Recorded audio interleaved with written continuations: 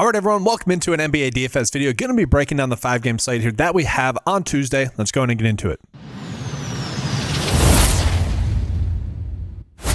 Let's start off here with the first game. We got Washington versus Philly. This game is projected to be pretty high scoring, so we're going to want to get some exposure to it. 238.5 points on average there or so, and then about a 4.5 spread as well. So close game, an appealing game there as well. The biggest question that we have in this game is going to be the playing time for Embiid. All right, guys, so Embiid is currently questionable for this game, and if he ends up sitting, which I don't expect, I do expect him to play, but if he were to end up sitting, Drummond would potentially be in play a little bit, but we would just be looking at VJ Edgecombe to continue to have that high usage rate that he's had, over 40 points in every game thus far, which is crazy. And then Maxey as well would be a play that we are looking at here for Washington. Now, it is just worth looking at here, guys. Embiid is projected to get 25 minutes, so that could shift some things a little bit. If he does end up getting 25 minutes, he's not really in play at his price tag, but that could mean some of the other plays are not as good. But that, looking at it, guys, like we are still getting like Maxey at about 47 DFS points. VJ Edgecombe projected to get 37 DFS points. So very solid stuff there from them. And Edgecombe is actually projected to be one of the better values. Trendon Watford's kind of interesting here as well, projected to get 17 minutes and as a 5x value. So far in the slate, we really haven't gotten too much like sub 4K value that's like elite. And I'm not saying that he's going to be elite here either, but we are interested in him as a play. And he is someone that hasn't played just yet, just as an FYI. That's why they had to go out and sign Andre Drummond. And, you know, if they both end up sitting, or if all the bigs end up sitting, then Jabari Walker would get a little bit more run as well. Worth calling out in case you need to get to a value play. We go ahead and take a peek at Washington. Washington's in an interesting spot here for sure. We've seen Keyshawn George go off in 2 games, and then last game not really doing much at all. We do notice the foul trouble. I would say that's probably the biggest concern with him as a play. 6 fouls and 5 fouls. That is concerning. Okay, so that's going to make him more risk reward as a play. But overall, I don't hate him as a play. And then we did see CJ McCollum finally have a good game in the last game, guys. 40 DFS points in that game. And this is kind of more of what I was expecting out of him. I mean, probably closer to like 35. Didn't really shoot the basketball all too well as well. It's not like he was extremely hot, guys. 8 for 20. I mean, yeah, we'll take that. We'll take 20 shot attempts, but he's a very soft price play that could break the slate, could easily go for 40. And then Middleton, I don't think we're kind of looking at him as a play, but let's go and see what the data is telling us are good options here for Washington. So yeah, from a value standpoint, not much there. Keyshawn George, 4.8x, projected to get 32 DFS points. Trey Johnson's actually the best projected play. There's just not that much there that we need to get to, I would say, for Washington. Kind of all shoulder shrug plays. If you end up on them to close out your build, you're okay with it. Then let's go ahead and jump on into the Charlotte versus Heat game, guys. Pretty high game total as well, 241.5, so very high scoring game. The Heat are going to be 6-point favorites in this game. It is worth calling out, though, that my favorite player for the Heat, Norman Powell, is currently questionable. That could kind of shift the game to be closer in regards to the spread.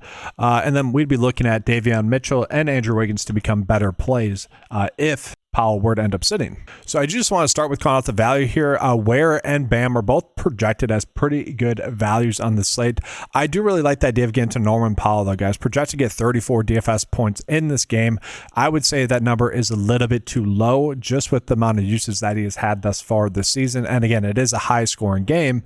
I think he'd be part of the reason as to why it ends up being a high scoring game. And like, he's been a consistent fantasy producer thus far. I really don't get why he hasn't seen a price bump. Even in this game against Memphis, that was a blowout. In 25 minutes, he was still able to get to almost 30 DFS points as well. So he's kind of the play I'm going out of my way to roster right now. Again, if he ends up being out, we're just looking at Davion Mitchell to pick up some usage. He'd become a better option, I think, on that slate. And then we'd also be looking at Andrew Wiggins to be a little bit more appealing. And then Jaime Jaquez would be one of the best values on the slate just in general. He's already someone that I think we could be looking at just in general on the slate, again, attacking this high scoring game. He is someone currently I will get to just because of his price, and it's a value that I want to get to. Not necessarily a must play, though. And then speaking of value that I kind of want to get to, I do think Colin Sexton is still a little bit too cheap for the role that he's currently in, guys. 30 minutes the last 2 games. And we see the shot attempts, not as high as we would like. He's getting to the free throw line a lot. Double-digit shot attempts, though, a little bit efficient. 20 points, obviously, we like. Assists have been there. Again, this is more just attacking the high-scoring game. But also, he's still cheap enough to the point where we can consider him. LaMelo Ball is coming in off of a pretty massive game. I mean, he's almost averaging, 70 DFS or 60 DFS points here, guys. That's crazy. Ended up going for 80 and 61. That first game against Brooklyn was obviously a blowout. So that's kind of the tough part is, do we want to pay up for LaMelo Ball or look elsewhere on the slate?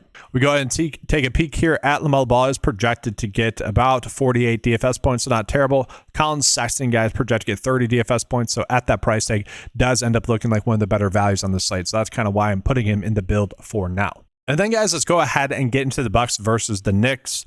The Bucks are going to be 1.5 point dogs in this game, with it being only a 229.5 point total game. Is worth calling out, Kevin Porter Jr. is out for the Bucks. Cole Anthony is currently questionable. If Cole Anthony sits, I think we would just be looking at Ryan Rollins to just be a very solid high floor play, a play that we could probably trust to get around 5x here, with the upside to go for 6x. Had a normal day shooting, I would say. He hasn't really had a good day shooting just yet. He's kind of due to get hot, but 14 points, 4 rebounds, 8 assists, and then 3 steals. Like, he has been playing extremely well defensively, to the point where I'm a little bit worried about the upside of Jalen Brunson in this game. But again, if Cole Anthony ends up sitting, we are looking at Ryan Rollins. And then if Cole Anthony plays, I actually don't mind him as a GPP option. I'll probably try to be overweight on the field with him. From there, AJ Green. If we get news that Gary Trent Jr. sits, which I'm not expecting, but he's questionable, AJ Green would be someone we'd be looking at a little bit more as well. He is someone that is going to shoot to get hot type of thing. Like, if he's sitting, he's going to keep shooting pretty much, and he's going to get his open looks as well. Gary Trent Jr., though, guys, he had a poor night shooting in his last game. That kind of makes me want to target him tonight. Again, assuming that he's healthy. Yeah, it's probable for Tuesday. Yeah, we're not worried about it. So that kind of makes me want to get to him, especially if Cole Anthony's out. I do think it does end up being more of a one or the other situation there between Cole Anthony and Gary Trent Jr., where not Cole Anthony, sorry, between AJ Green and Cole Anthony, between Gary Trent Jr. and AJ Green, where you'd only be playing one or the other. You wouldn't be playing both. I do think we want to be prioritizing getting to Giannis. Just at this point, he's just crushing it right now. The question is whether or not we could get to maybe a LaMelo Ball and Giannis into a build together. For the Knicks, guys, there is one player that's casually catching my eye. OG in this game, I do like. I think he holds a decent amount of upside at a cheap price tag. I don't mind Mikal Bridges, but also it kind of feels like we'd be forcing it to get to him. And then Jalen Brunson, obviously, on any slate, he's going to be interesting. He is priced down as well. He's someone that should probably be a little bit more expensive. And if we just take a peek at the projections here, guys, the best value is going to be Jalen Brunson here for the New York Knicks. And then we take a peek at Milwaukee. The best value is going to be Rollins and then Giannis. So you guys kind of see what I'm seeing there. Then we go ahead and get into the Sacramento Kings versus the OKC Thunder. The Thunder are going to be 10.5 point favorites in this game. Again, another lower scoring game as well. So this is an interesting slate where game-wise, we're probably getting to some of the other earlier games a little bit more, just trying to chase that higher point total. In this game here with OKC, they are a little bit banged up, but they could be getting healthier as well. And so until we get the final news here for the Thunder, I say we're not really targeting them just yet. We need to get news as to whether or not Jalen Williams is going to play, Alex Caruso is going to play, and then also Isaiah Joe is currently questionable. If they all end up sitting, I think AJ Mitchell continues to be a pretty darn good play for us, but we don't know. Okay, like if we could lock in 25 minutes for AJ Mitchell, a guy that's going to shoot double-digit times, I like that a lot. We just don't know that yet. The projection data actually has him currently projected. All these players projected to get minutes. So Jalen Williams projected to get minutes, Wallace minutes, Caruso minutes, Joe minutes, and Mitchell only 21. Now I say only 21. Even at that, he's projected to get 4.7x. So you guys get the point. If one of those players end up sitting, he becomes much, much more appealing because we could project him to get closer to 25, maybe even upwards to like 27 minutes. And then for the Kings, they're all kind of priced correctly. I mean, I don't mind DeMar DeRozan as price tag. I don't mind Zach LaVine at their price tag. This is kind of a spot where you could try to get to one Sacramento Kings player in like all your builds and just hope you're on the one that goes off, because they all are a little bit too cheap for the ceiling that they present. And I do think that's something that could end up being a GPP winning strategy. It's just telling you guys which one it's going to be is a guessing game. Okay, I do like DeMar DeRozan, but this game isn't that high scoring, so that'd feel like we're forcing it. And so let's go ahead and take a peek here, guys, at the last game on the slate. Got the Clippers versus the Warriors. Looking at the game total here, 225.5. So again, the games get worse as the night progresses seemingly here, guys. But it is a 2-point spread. Don't go into OT because I won't have that much exposure to this game. So yeah, we'll take a peek here at the top plays, guys. So Kuminga did go off in their last game.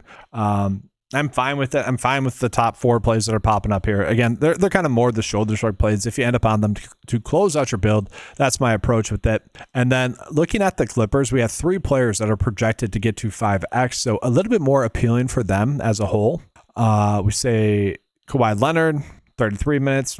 I like that at that price tag. Obviously, he's pretty appealing. Zubac and then James Harden at his price tag, also pretty appealing as well. So yes, guys, let's go ahead and just try to give you guys a first look build here, and then I'll show you guys what the 9 to 5 lineup builder is going to be the best approach for us. So Kawhi, we won't be able to fit in this lineup specifically, and this is kind of, again, the constraints that we have here. Obviously, LaMelo Ball. Then we could toss in Maxey and Edgecombe as like the top plays on this slate. So obviously, we can't make that work. So where do we have to get to instead? And so lineup wise, guys, this is kind of what I'm looking at right now. Probably go Diaby here, hoping they just has a spike game to close it out. But kind of that's what I'm looking at. But let's go and see what the 9 to 5 lineup builder is telling us is going to be a good lineup. And so I'm not going to do anything special here, guys. I just did include or exclude 0 point fantasy score. And then I did the min value to 4x here. I didn't really care about the salary range or max exposure right now. Just trying to give you guys a look at what the data is telling us is going to be the best lineups to go with here. Okay, so let's see. Top lineup on the slate: Ryan Rollins, Colin Sexton, Jaime Jaquez, Keyshawn George, Zubac, Harden, Collins. I don't like Collins, and then Kawhi Leonard. Let's see who we could swap for John Collins. Khan, I think we could get to, and honestly, like Wiggins, I don't hate there. I guess I get why it ended up on him though. So not terrible. Don't necessarily love that lineup. And then Rollins, Edgecombe, Khan. Chet Holmgren's okay. Again, I don't necessarily love John Collins. It wouldn't be surprising to see him go off, though. At the same time, I guess I kind of get it. This lineup I like a little bit more. Mitchell, Sexton, Edgecombe, Bam. So it is attacking that Miami game a little bit more. But if they're not getting to Powell, I think that makes a little bit more sense there. But that's going to do it for this video, guys. Appreciate you being here. Leave a like, subscribe to the channel if you guys have not done so before. If you guys would like access to any of the tools that you saw throughout this video, head on over to 9to5sports.com. Get access to all those tools for a low monthly cost of $10 a month. Appreciate you guys. Good luck. And as always, let's keep cashing.